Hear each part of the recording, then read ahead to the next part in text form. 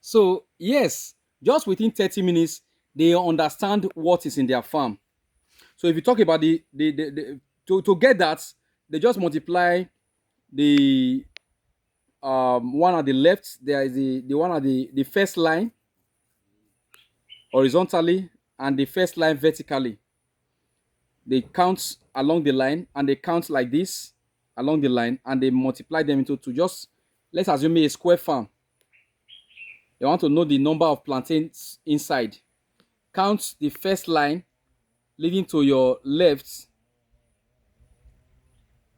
or yes, the first line um leading to your left direction, and the first line leading to your right direction. Multiply what you count in those two lines. Multiply it. For example, the first line going to your left side, or the vertical line, you count it, it is 20. You count the one at the horizontal line, the first line adjacent, the one you just counted, the first line adjacent to it, you count it, it's also 20. So multiply the left and the right together, the line and the horizontal line and the vertical line, multiply them 20 times 20, which is 400. So the entire area is containing 400 suckers.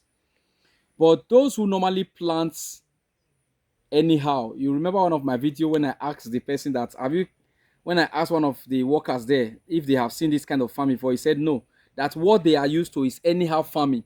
Yes, that's what the one I called forefathers mentality farming. That is the one they are used to. So those who patronize such farm cannot get the profits. So it's easy for counting when you organize your farm accordingly. Not only that, I talk about when you are contracting out, giving contracts out to those who should maintain your farm. You do it line by line. You can tell them each line you are willing to pay 1,000 naira for maintenance. You can tell them 3,000 naira for maintenance for each line. And once you have agreed your price, they will go and maintain each line. If they are able to do 20 line per day, just go yourself, start from the front of the farm, just walk through all the line. You will see that everything is well maintained. If that is, it is easy for you to assess labor or work done when your farm is organized, different from when it is scanty or is planted in a zigzag format anyhow, without shape, just like amweba. You plant it like that, it is without shape, so it can hardly be counted. The owner will not even know the number of plantain that is in the farm. So, and you cannot easily contrast such farm out for maintenance. For those that normally use chemical to spray, you will know the amount of bottles that we spray each line. So if one bottle can spray two lines and you have 100 lines to spray, so buy 50 bottles is supposed to cover the whole farm. So that is it. It helps you to manage your chemical usage, your herbicide, so and reduce. It's number 3 or 4. Number 4 now, it reduce thefts, because they know that once you follow each line, you the owner, if you follow each line to the end, you will be able to see whether there is any one stolen or not. Not only that, it helps you to organize your farm in such a way that during harvest you can harvest 5 lines and take it to the market. Out of 100, you have harvested 5 lines.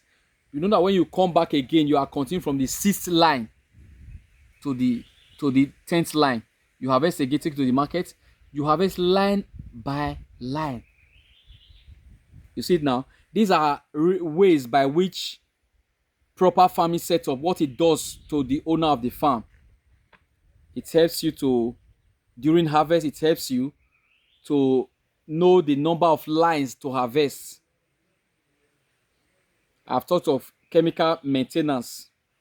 So it has a whole lot to help the farmer being able to oversee his farm without too much bordering on too much things. So most farmers who has inconsistency in their planting, they don't even know where they stop their harvest, or they don't know the amount of chemical that will cover a certain area.